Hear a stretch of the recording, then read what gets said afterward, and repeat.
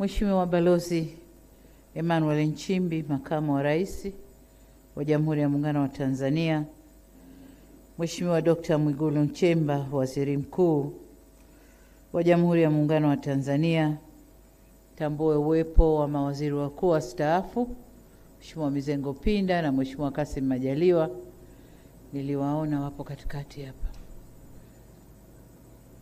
Asante sana. Asante sana. Viongozi, makamo mwenyekiti wa Chama cha Mapinduzi, Mheshimiwa Steven Wasira na katibu mkuu wa Chama cha Mapinduzi, Mheshimiwa Musa Zanzungu, Spika wa Bunge na viongozi wote waliotoka kwenye muhimili wa Bunge, Mheshimiwa George Masaju, Jaji Mkuu, na wote waliotoka kwenye muhimili huu wa Mahakama, Balozi Dr. Moses Kusiluka, Katibu Mkuu Kiongozi, ambaye pia ni mkuu wa utumishi na katibu wa Baraza la Mawaziri, waheshimiwa mawaziri na manaibu mawaziri mliopo, makatibu wakuu, wakuu wa vyombo vya ulinzi na usalama, mkuu wa mkoa wa Dodoma, ndugu yetu Rosemary Senyamule, viongozi mbalimbali wa serikali mlioko hapa, viongozi wa dini, waheshimiwa viongozi wetu wa dini, wanafamilia wa viongozi walioapishwa leo, ndugu zangu wanahabari mliopo nasi, wageni waalikwa, mabibi na mabwana, habari za mchana, kazi na utu. Ndugu zangu, kwanza ni shukrani kwa Mwenyezi Mungu tujalia leo kuweza kuweko hapa kwa kazi hii maalum tulioipanga. Tunamshukuru sana Mungu. Lakini la pili, kabla sijaendelea, ni shukuru sana wale wote waliofanya kazi nasi katika muhula wa kwanza wa awamu ya 6. Mawaziri wote waliofanya kazi nasi, tunawashukuru sana. Maendeleo tunayojidai nayo leo hapa ni mchango wao mkubwa sana, tumefanya nao mpaka tulipofika. Lakini kazi hizi ni kupishana. Kwa hiyo wamepishana, tuna timu mpya na kongwe imechanganyika ili tuende tukaendeleze mapambano ya maendeleo kwa wananchi.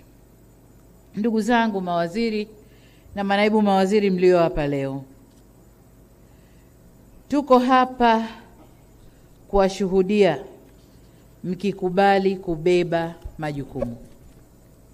Tuko hapa kugawana majukumu. Mmeapa na wizara zenu mbalimbali. Hayo ndio majukumu ambayo mmekubali kubeba, na ni imani yangu kwamba mmeyabeba kwa moyo mkubwa. Mmeyabeba kwa moyo kwamba tunakwenda kutumikia watu. Majukumu tuliopeana leo, dhamana tulizopeana leo, ni dhamana za kazi na si fahari. Kwamba na mimi ni waziri ikawa ndio fahari ulikotoka, unakokaa na kwengineko. Hapana. Tumebeba majukumu ya kwenda kuwatumikia wananchi. Kauli mbiu yetu, kazi na utu, tunasonga mbele. Na ule utu uanze na sisi wenyewe. Sisi wenyewe viongozi, mawaziri, manaibu mawaziri, ambao tunakwenda kuwasimamia wengine, utu uanze kwetu sisi. Nadhani mkiangalia neno utu lina maana pana sana. Kwa hiyo kwa maana yoyote ile, utu uanze na sisi, halafu tuoneshe utu kwa watu wetu, kujenga utu wao, kuheshimisha utu wao, utu wa Mtanzania. Hiyo ndio kazi yetu. Sasa kwa wale watakao beba uwaziri kama fahari, nimeapa leo na mimi nimeukwaa na watanijua huko mtaani, basi tunafuatana polepole. Mnakwenda lakini tuko nyuma yenu, tuko migongoni kwenu. Miaka 5 si midogo lakini si mingi sana. Kwa hiyo mimi sio ni shida kubadilisha, na mnanijua. Na kipindi fulani mlishanisema nabadilisha sana. Nikasema ndiyo, nabadilisha mpaka nipate yule ambaye atafanya kazi na mimi kwa moyo mkuu na kwa moyo mmoja. Kwa hiyo ndugu zangu mawaziri, kazi yetu hapa kuanzia leo ni kuwajibika kwa wananchi, ni kuwajibika kwa taifa hili, ni kuwajibika kwa nchi yetu Tanzania. Hiyo ndio kazi yetu. Bahati mbaya, mambo ambayo tumeahidi kwa wananchi au kwa taifa hili ni mengi mno. Kama nilivyosema kwenye hotuba yangu ya bunge juzi, ni mengi mno, lakini muda wa kuyatekeleza ni mchache sana, mchache mno. Kwa hiyo wale mlio hapa leo, aliye mzito akapunguze kilo kidogo. Tuna kazi ya kwenda mbio, na ni mbio hasa, sababu muda ni mchache, mambo ni mengi mno. Jengine, changamoto inayotukabili ni rasilimali. Rasilimali zetu ni chache. Kama mnavyojua, mara nyingi tunategemea kupata kutoka nje, mikopo kutoka kwa taasisi mbalimbali za kimataifa, mabenki ya kimataifa, lakini yaliyotokea nchini kwetu yametutia doa kidogo. Kwa hiyo huenda yakatupunguzia sifa ya kupata hiyo mikopo kwa urahisi kama tulivyopata muhula wa kwanza wa awamu hii. Muhula wa kwanza wa awamu hii tulikuwa tunapata sana kwa sifa zetu, kwa msimamo wetu, kwa kazi tunavyofanya. Lakini doa tulilojitia huenda likaturudisha nyuma. Kwa maana hiyo, tuna kazi ya kutafuta fedha humu ndani, kutumia rasilimali zetu alizotupa Mungu. Tutaangalia njia gani tutazitumia tupate fedha ili tukatekeleze miradi ile ambayo tunakwenda kutekeleza. Kubwa zaidi, awamu ya pili, muhula wa pili wa awamu ya 6, tutaanza kufanya miradi wenyewe, alafu mashirika yatatukuta njiani, tutakwenda nao. Hatutakaa kusubiri tunauza mradi, tunakwenda kubembeleza, mradi unakubaliwa, lakini nendeni karekebisheni hili, nendeni kamyule, nenda kamkisi, usimnyukue, lakini yule sijui kamfanyeje. Mradi badala ya kupata approval kwa miezi 3 4, tunachukua mwaka mzima tunabembeleza mradi mmoja. Paka permission inatoka, no objection, maneno yenu wataalamu. Tuna miaka 2 tunamaliza kipindi chetu. Hatutasubiri hayo. Tutaanza kwa fedha ya ndani, alafu wale wakimaliza na objection zao watatuunga katikati. Tumeelewana? Na huo sio wajibu wa rais peke yake, ni wajibu wetu sote.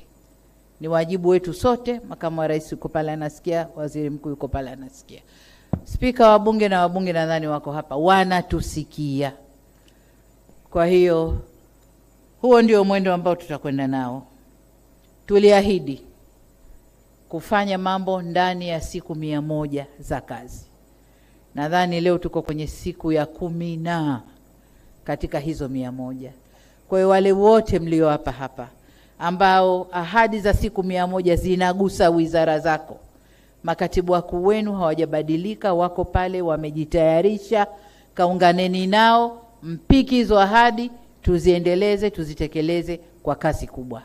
Siku 100 hamna kitu, tuanzeni sasa utekelezaji wa yale tuliyoahidi.